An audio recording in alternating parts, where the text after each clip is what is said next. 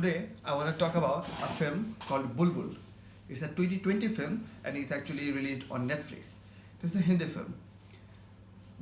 This film is actually quite different than any of the traditional Hindi films you can see, because if you are aware of any kind of Hindi films, traditionally there are songs that gets intercut with, and that's why the runtime usually gets to 2.5 hours. But this film is only 1.5 hour, so that should tell you that this film has almost no songs.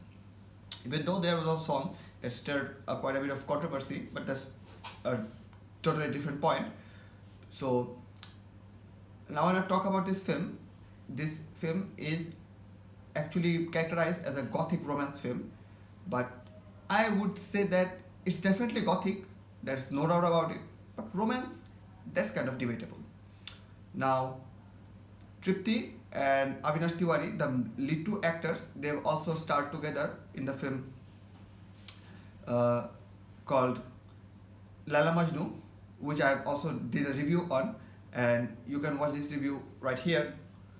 So when you see that, you can see that these guys are actually portraying unrequited lovers, and in that film, their love and their characteristics is actually quite apparent. But not in this film. This film, they are actually portraying in-laws. Avinash Tiwari is actually the brother-in-law of Tripti's character, Bulbul. She's the titular role. So in that sense, this film sort of has that tension that is very timely for the colonial Bengal presidency era, where a lot of kids are married earlier, like in a really early age, so they don't usually get suited with the guy that they're supposed meeting with, because they're usually like 15 or 20 years old, but they actually are more suited towards the little brothers. I think there's a systemic, this kind of things actually has a history in that colonial Bengal, and I think Rabindranath Tagore also wrote about these kind of things, and in his real life and his family, he has also seen these kind of things, because there's another film called Kadombini, and there's also a book about it. Those things, those literatures also focus this kind of this kind of things. So I think this is a direct comparison from that era, where there's this callback, and I kind of liked it, that this callback is actually very era appropriate and it's not misplaced at all. Now, this film is at once minimalist and maximalist. It's minimalist in the sense that this film has only like 5 or 6 characters. There are, I think, 6 build characters, and the extras are very extra. They do not have that kind of impact. And the places, the mansions are so huge that the characters feel kind of lonely, even though they are servants, but they're not that much prominent. So the director has kept this sort of isolation and minimalism. But on the other hand, the shots are vibrant, very red color focused, and to get that gothic thing going on, the set productions and the designs is very maximalist, because they also have to convey the fact that these guys are actually kind of zamindar, what you call like landlords or the rich people of the society.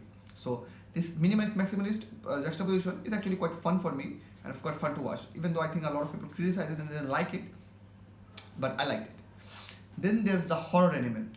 As this is a gothic film, this is a horror film. Now I did not expect any kind of mystery or horror or jump scare from this, and this film does not deliver those.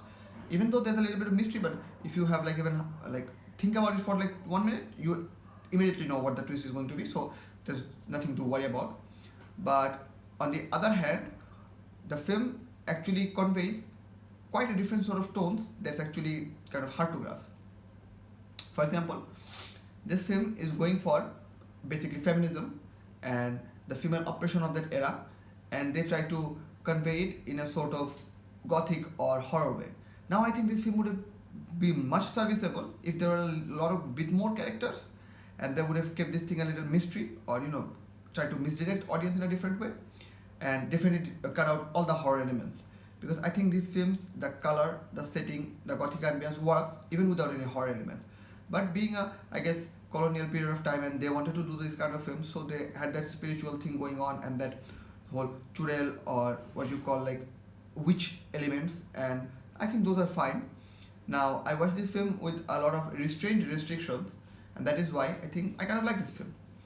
I can recommend this film anyone who has Netflix and wants to watch a gothic film for an Indian colonial era, where it's about the time and how women were treated at that time and how they fought back. and sort of get that ambience. You can watch this film alone for the ambience and the environment it creates, and it's just absolutely brilliant. So it's like even you don't watch anything or get anything, take away anything from it. It's like looking at a picture or like a picture perfect painting for 1.5 hours, and I think for that it's worth it. That's why I give this film 3.5 out of 5.